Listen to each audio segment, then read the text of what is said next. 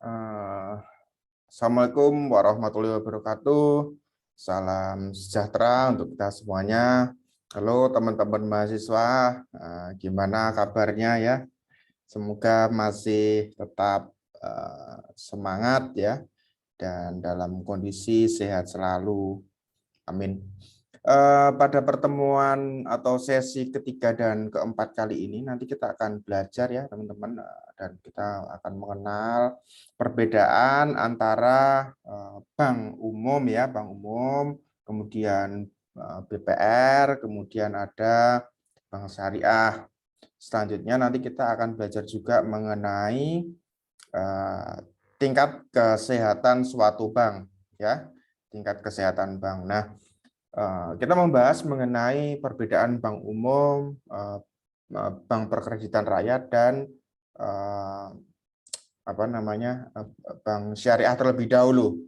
Nah, kalau bank umum itu ya teman-teman, seingat saya ada minimal modal yang wajib di store gitu ya. Itu rasanya 3 miliar ya untuk dapat membuka bank umum. Nah, kegiatan bank umum ini sendiri dapat dan diizinkan untuk menghimpun dana dalam bentuk giro, simpanan tabungan, dan deposito. Kemudian dapat memberikan jasa clearing ya. Kemudian melakukan kegiatan valuta asing dan diizinkan untuk melakukan kegiatan perasuransian. Nah, sedangkan di BPR atau di Bank Perkreditan Rakyat minimal modal di store-nya itu lebih sedikit, kira-kira 2 miliar ya untuk mendirikan satu bank perkreditan rakyat. Nah, rasa-rasanya di setiap daerah, di setiap provinsi itu memiliki ketentuan yang berbeda ya untuk minimal modal di store-nya ya. Mungkin di Jakarta beda dengan yang di Semarang, beda dengan yang di Surabaya, seperti itu ya. Kemudian nanti kita ini terkait BPR, itu BPR tidak boleh ya, tidak boleh melakukan clearing ya. Kemudian BPR itu tidak melakukan transaksi valuta asing ya. Kemudian BPR nggak boleh melaksanakan kegiatan bisnis perasuransian ya, seperti itu. Itu hanya boleh dilakukan di bank umum. Nah, bedanya BPR, bank umum tadi dengan bank syariah apa gitu ya. Nah, kalau bank syariah itu harus sesuai dengan fatwa ya yang dikeluarkan oleh lembaga MUI berdasarkan syariah Islam. Kemudian terkait pengelolaan dananya untuk bank syariah harus sesuai dengan syariah Islam ya, dengan memberikan pembiayaan hanya untuk kegiatan yang dapat dinilai halal, seperti itu. Kemudian bank syariah menjalankan aktivitas bisnis yang kemakmuran, kebahagiaan dunia akhirat. Jadi tidak hanya akhirat saja, dunia saja, tapi juga akhirat. Ini filosofinya seperti itu. Kemudian terkait dengan pembagian keuntungan di bank syariah itu biasa disebut dengan bagi hasil ya, tidak disebut sebagai bunga, namun bagi hasil. Nah, pengawasan untuk perbankan syariah itu ada dewan pengawasnya ya, itu terdiri dari beberapa ahli ekonomi dan agama yang mengerti mengenai fikih ya, ilmu-ilmu fikih. Nah, saya sendiri memang tidak memiliki sertifikasi terkait akuntansi syariah ya teman-teman, saya tidak memiliki sertifikat. Tapi dulu waktu saya mengambil pasca sarjana, saya pernah belajar mengenai akuntansi syariah dan saya masih ingat sedikit-sedikit. Kalau dibilang bank syariah itu seluruh transaksinya halal, saya rasa ya itu kurang tepat teman-teman. Ya kurang tepat. Kenapa? Karena kalau kita belajar ya di perbankan syariah itu ada namanya satu pos akun namanya dana kebajikan.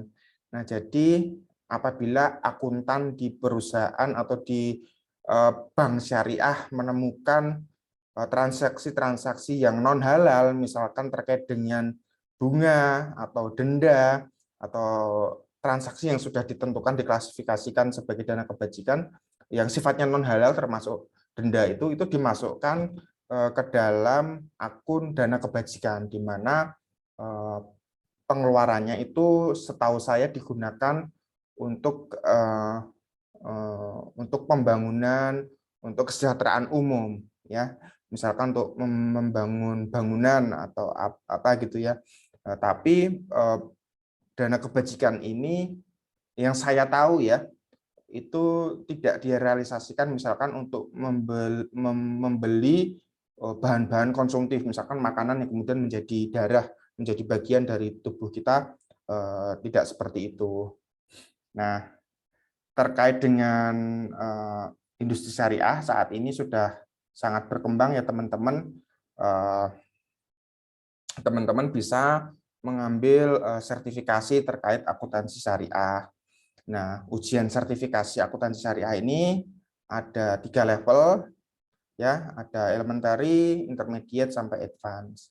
Nah, bagi teman-teman yang berkarir di perusahaan yang bergerak di industri keuangan syariah, ya mungkin teman-teman bisa ambil sertifikasi ini untuk meningkatkan kompetensi dan pengakuan di dunia kerja. Seperti itu. Nah, kalau kita berbicara mengenai kesehatan bank ya, teman-teman ya, yang masuk ke sesi 4, kesehatan bank.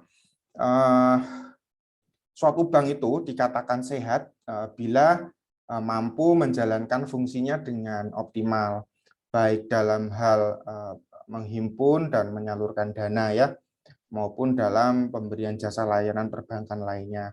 Nah, menurut undang-undang sendiri ya, Undang-Undang nomor 10 ya, Undang-Undang 10 tahun 98 kalau nggak salah, tentang perbankan. Jadi kesehatan bank itu ada beberapa variabel atau beberapa aspek, antara lain itu berbicara mengenai kecukupan modal, kemudian kualitas aset, apakah asetnya produktif, seperti itu ya, kemudian kualitas manajemen, likuiditas, rentabilitas, solvabilitas, berbicara mengenai rasio-rasio keuangan dan aspek lain yang berhubungan dengan usaha perbankan. Tentunya dalam usaha perbankan, seorang analis kredit, analis risiko kredit memegang peranan penting ya dalam industri perbankan.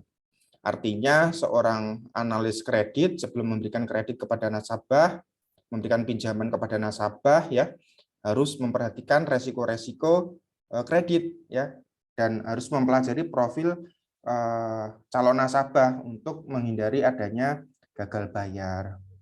Nah, apakah ada bank yang kemudian bermasalah, Pak? Gitu kan pertanyaannya. Tidak sehat banknya. Ya contohnya yang booming itu kan ada kasusnya Bank Senturi ya dulu tahun 2008 itu kan, singkat cerita dia mengalami masalah likuiditas, katanya seperti itu. Apakah disebabkan karena mismanagement atau dan satu hal yang lain saya tidak tahu ya, yang tahu hanya auditor, manajemen perusahaan tersebut, dan Tuhan yang tahu gitu ya. Karena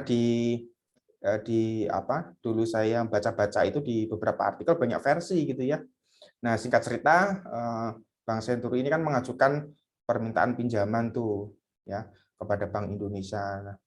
Nah, kemudian diberikan. Nah, kemudian mencatut beberapa nama, itu ada Bu Sri Mulyani ya, Kementerian Keuangan, kemudian ada mantan Gubernur Bank Indonesia Pak Budiono, yang dia tuh dulu mengucurkan dana talangan untuk menyelamatkan Bank Senturi ini, karena konon katanya Bank Senturi ini adalah bank yang memiliki dampak besar terhadap perekonomian nasional.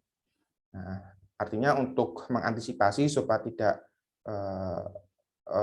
terjadi krisis karena asumsinya bank itu memiliki dampak sistemik, maka diberikan dana talangan. Dan kita juga nggak tahu sebetulnya dana talangan itu digunakan untuk apa, apakah manajemennya benar, itu juga masih menjadi perdebatan di media sosial ya sampai saat ini, bagaimana dana talangan itu pertanggungjawabannya. Dan sampai sekarang kasusnya juga belum ada titik terang rasa-rasanya ya. Nah, terus saya menghimbau kepada rekan-rekan yang menabung di bank konvensional misalnya ya. Nah, kita perhatikan apakah bank tersebut terdaftar resmi gitu ya dalam pengawasan OJK ya, LPS, BI gitu ya. Nah, kita juga pelajari nih struktur kepemilikannya bagaimana, jangan sampai ada resiko bahwa teman-teman sudah menabung bertahun-tahun, uangnya udah banyak, terus tiba-tiba pemiliknya kabur entah kemana dan uang teman-teman hilang gitu ya. Nah, tidak ada yang bertanggung jawab. Nah, itu kan kita sendiri yang rugi. Nah, itu intermezzo seperti itu, teman-teman. Sebagai tambahan informasi ya. Selanjutnya, untuk materi saya sudah sediakan materi yang terbaik, ringkas buat teman-teman bisa belajar di rumah. Terus ada diskusi dan tugas, silahkan dikerjakan.